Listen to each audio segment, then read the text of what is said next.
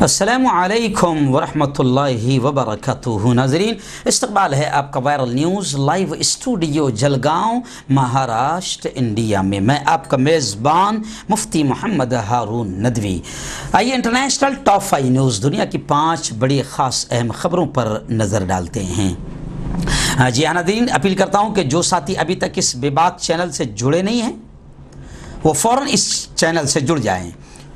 نیچے لال کلر میں سبسکرائب لکھا ہوگا، اس سے ٹچ کر دیں، وہ لال سے سفید ہو جائے گا۔ اس کے سفید ہوتے ہی رائٹ سائڈ میں گھنٹی بن کر آئے گی، اسے بھی ٹچ کر دیں۔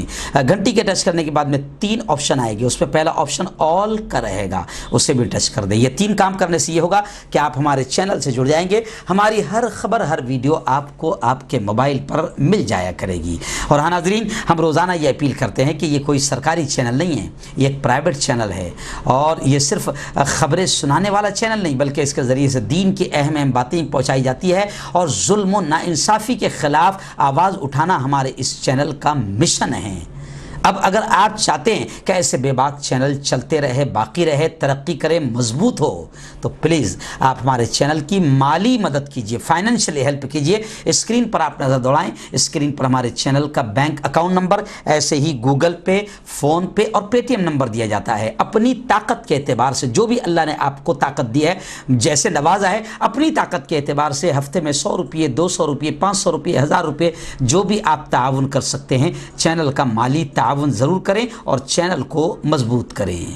ناظرین، ایک اہم اعلان پھر میں آج کر رہا ہوں کہ آئندہ کل یعنی جمعہ کے دن 3 جولائی جمعہ کے دن رات 9:30 بجے بعد نماز عشاء بھارت کے وقت کے اعتبار سے جو ہمارا لائیو بیان ہو رہا ہے، عید کے بعد سے لگاتار آپ لوگ ہزاروں کی تعداد میں دیکھ رہے ہیں، اور آپ کی محبت، آپ کی ضد، آپ کا اصراری ہمیں مجبور کر رہا ہے یہ کام کرنے پر۔ تو آئندہ کل بھی 9:30 بجے لائیو بیان ہوگا ہمارے اس چینل پر، وائرل نیوز لائیو پر، اور آئندہ کل کا عنوان ہوگا توبہ ڈے۔ جی ہاں، دنیا بہت سارے دن منا رہی ہے، روز ڈے اور نہ جانے mother day, father day, teacher day, یہ ڈے وہ ڈے، لیکن آج جو حالات آئے ہیں اور اللہ کی جانب سے جو غصہ اور عذاب آ رہا ہے، اس کا ایک ہی علاج ہے کہ اب پوری دنیا توبہ ڈے بھی منائیں، اپنے گناہوں کی معافی مانگے۔ تو توبہ کسے کہتے ہیں، توبہ کیسے کی جاتی ہے، آپ پوری فیملی کے ساتھ مل کر کل کا لائیو بیان ضرور سنیں، اور اللہ سے اپنے گناہوں کی معافی کا طریقہ نبی محترم صلی اللہ علیہ وسلم نے کیسے بتایا ہے آپ ضرور دیکھیں۔ آئندہ کل یعنی بروز جمعہ کو 3 جولائی رات 9:30 بجے بھارتی وقت کے اعتبار سے آپ اور اپنی فیملی، اپنے دوستوں تک یہ پیغام ضرور پہنچائیں۔ ناظرین، اس وقت پہلی بڑی خبر انٹرنیشنل ٹاپ 5 نیوز میں میرے نگاہوں کے سامنے ہے۔ جی ہاں، فلسطینی جو علاقہ ہے اس میں اسرائیل کے وزیر اعظم بنجامن نیتن یاہو کا ایک ووادت، ایک متنازع پلان ہے، لیکن میں آپ کو بتا دوں کہ اب ان کا پلان ان کے ہی حلیفوں اور سمرتھکوں کی جانب سے مشکلات کا شکار بن گیا ہے، کیونکہ اب نیتن یاہو کے پلان کا ورود اور مخالفت خود ان کے ہی سپورٹر اور ان کی حلیف پارٹیاں کرتی ہوئی نظر آ رہی ہے۔ اسرائیلی وزیر اعظم نے کہا تھا کہ اس پلان پر 1 جولائی یعنی گزشتہ پہلے تک عمل ہو جائے گا، مگر اب انہیں حکومت میں شامل اپنی ہی جو سمرتھک پارٹیاں ہیں ان سے ہی ورود کا سامنا کرنا پڑ رہا ہے۔ بدھ کو اسرائیلی وزیر جارجا نے کہا کہ غرب اردن کو اسرائیل کے ساتھ ملانے کا مجوزہ اقدام پر آج کوئی بھی عمل ہو پانا مشکل دکھائی دے رہا ہے۔ ان کا تعلق مخلوط حکومت میں شامل نیتن یاہو کی حریف جماعت بلو اینڈ وائٹ پارٹی سے ہے۔ میں آپ کو بتا دوں کہ اسرائیل کے اس مجوزہ اقدام کی اقوام متحدہ، یورپی یونین اور عرب کنٹریز سب سخت مخالفت کرتے ہیں، مگر بنجامن نیتن یاہو کو یک طرفہ الحاق کے اس منصوبے میں امریکی صدر ٹرمپ کی بھرپور حمایت حاصل ہے۔ اس لیے بنجامن نیتن یاہو فلسطین کے علاقوں پر قبضہ کرنے کی کوششیں کرتے ہوئے نظر آ رہے ہیں، لیکن میں اب آپ کو بتا دوں کہ ان کا جو بھی متنازع اور گھٹیا پلان تھا قبضے والا، اس کے خلاف خود ان کی حلیف پارٹیاں بھی ہو چکی ہے۔ میں آپ کو یہ بھی بتا دوں کہ اسرائیل کا غرب اردن سے متعلق ایسا کوئی بھی یک طرفانہ اقدام نہ اسرائیل کے حق میں ہے نہ ہی خطے کو اس کا فائدہ ہوگا۔ یہ بات کہی ہے امریکہ میں نومبر کے صدارتی الیکشن میں ٹرمپ کے مد مقابل ڈیموکریٹک پارٹی کے امیدوار نے کہ نیتن یاہو کا یہ پلان نہ اسرائیل کو فائدہ پہنچائے گا نہ ہی خطے کو کوئی فائدہ پہنچائے گا۔ اور مبصرین کا یہ بھی کہنا ہے کہ اسرائیلی وزیر اعظم بنجامن نیتن یاہو اپنے اس پلان کو عمل کرنے میں بہت تیزی دکھا رہے ہیں اور جلدی کر رہے ہیں، اس لیے کہ ان کو اس بات کا اندازہ ہو چکا ہے کہ اب آنے والے الیکشن میں ڈونلڈ ٹرمپ جو ان کا سپورٹ کر رہے ہیں، ڈونلڈ ٹرمپ کا جیتنا بڑی مشکل میں نظر آ رہا ہے۔ اور ڈونلڈ ٹرمپ ابھی بنجامن نیتن یاہو کے سپورٹ میں، اور اگر ٹرمپ گیا تو پھر بنجامن کا یہ پلان بھی ختم ہو سکتا ہے۔ اس لیے بنجامن نیتن یاہو اپنے اس پلان پر عمل کرنے کے لیے بڑی تیز کوششیں کرتے ہوئے نظر آ رہے ہیں۔ ناظرین، اس وقت ایک بڑی خبر میری نگاہوں کے سامنے۔ جی ناظرین، آپ کو معلوم ہوگا کہ امریکہ میں پولیس کے ہاتھوں ایک سیاہ فام شخص کا قتل ہو گیا تھا۔ اس کے بعد سیاہ فام شخص کے ساتھ کچھ اچھے گوروں نے بھی سپورٹ کرتے ہوئے امریکہ میں ایسا دھمال مچایا اور ایسا آندولن کیا کہ امریکہ کے تقریباً 40 شہروں میں کرفیو لگانا پڑا اور کافی زوردار انداز میں سیاہ فام کا آندولن رہا۔ لیکن اس وقت بڑی خبر یہ بھی آئی ہے کہ سیاہ فام جس طریقے سے تمام بڑے بڑے ان نیتاؤں کی جو غلاموں کے سوداگر تھے اور غلاموں پر ظلم کیا کرتے تھے، کالوں پر ظلم کیا کرتے تھے، ان کے مجسمے، ان کے اسٹیچو انہوں نے زوردار انداز میں توڑا۔ لیکن اب انہوں نے جارج واشنگٹن کی ایک یادگار تھی اس کو بھی توڑا، جس پر امریکی صدر ڈونلڈ ٹرمپ کافی غصہ ہوتے ہوئے نظر آ رہے ہیں۔ اور ٹرمپ نے باقاعدہ دھمکی دے دی کہ جو بھی یہ حرکت کرے گا اسے 10 سال قید کیا جائے گا، 10 سال قید کی سزا سنائی جائے گی۔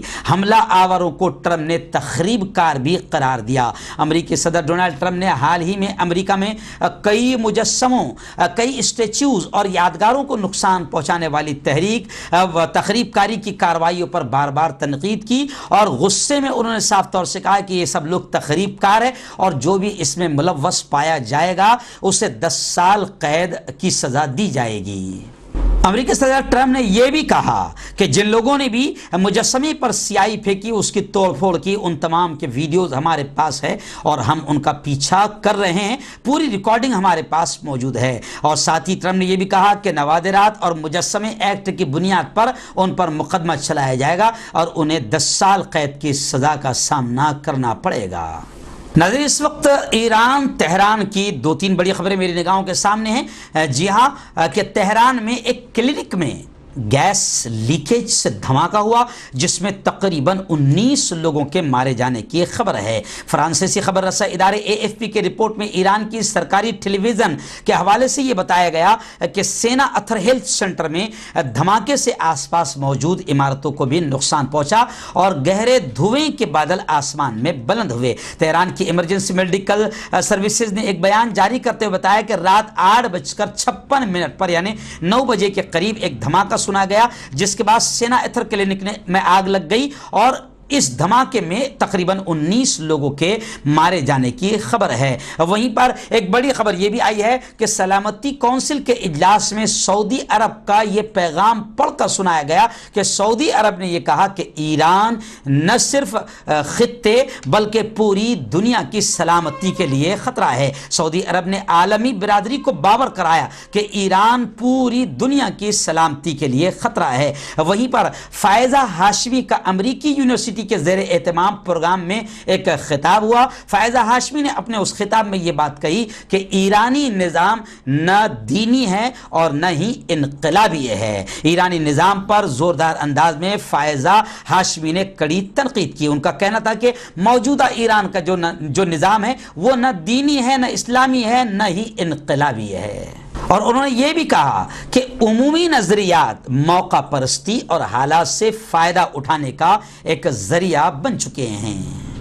ناظرین، اس وقت ایک بڑی خبر یہ بھی آئی ہے کہ WHO جی ہاں، اور خبر یہ ہے کہ اقوام متحدہ UNO اقوام متحدہ نے یہ کہا ہے کہ عالمی صحت کا ادارہ کورونا کے تعلق سے تو بیانات دے رہا ہے، لیکن اقوام متحدہ نے یہ کہا کہ کورونا سے متعلق سوشل میڈیا پر غلط معلومات کو نہ پھیلائیں۔ اقوام متحدہ کے ترجمان اسٹیفن ڈوجرک نے بدھ کے روز پریس کانفرنس میں یہ اطلاع دی۔ ترجمان نے کہا کہ اقوام متحدہ نے آج پاز کے نام سے ایک مہم شروع کی ہے، جس میں لوگوں سے اپیل کی گئی ہے کہ وہ سوشل میڈیا پر کووڈ-19 کے متعلق کوئی بھی غلط معلومات، گمراہ کن معلومات نہ پھیلائیں۔ یہ مہم سوشل میڈیا کے موقع پر سوشل میڈیا کے موقع پر شروع کی گئی، جس کا مقصد لوگوں کو یہ بتانا ہے کہ کووڈ-19 سے متعلق کسی بھی معلومات کو سوشل میڈیا پر غلط طریقے سے نہ پھیلائیں۔ وہیں پر میں آپ کو بتا دوں کہ امریکی صدر ڈونلڈ ٹرمپ نے یہ کہا ہے کورونا کو لے کر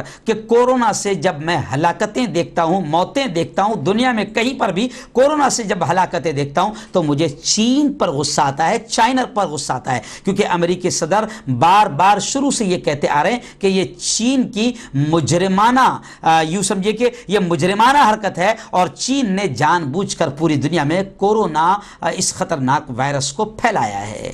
ناظرین، اس وقت ایک بڑی خبر چین سے آئی ہے۔ جی ہاں، چین میں سیلاب کی تباہ کاریاں بڑی تیزی سے ہے، سینکڑوں عمارتیں سیلاب میں بہہ گئی ہے۔ شدید بارش اور آنے والے سیلاب کی تباہ کاریاں چین کو ہلا کر رکھی ہے۔ سیلابی ریلوں میں سینکڑوں عمارتیں بہہ گئی، جبکہ کئی علاقوں میں لینڈ سلائڈنگ نے بھی تباہی مچائی ہے۔ دریا میں بارشوں کے بعد سیلابی صورتحال ہے۔ امدادی کارکن پانی میں پھنسے افراد کو ریسکیو کر رہے ہیں، اس کے باوجود کئی افراد ابھی تک لاپتہ ہے۔ سیلاب کے سبب لاکھوں ایکڑ علاقے پر کھڑی فصلیں بھی تباہ ہو گئی ہے، اور لینڈ سلائڈنگ کی وجہ سے کئی عمارتیں زمین بوس ہو گئی۔ بعض مقامات پر سڑکیں اور پل بھی پانی میں بہہ گئے، جس کی وجہ سے امدادی کارروائیوں میں بھی مشکلات کا سامنا پیش آ رہا ہے۔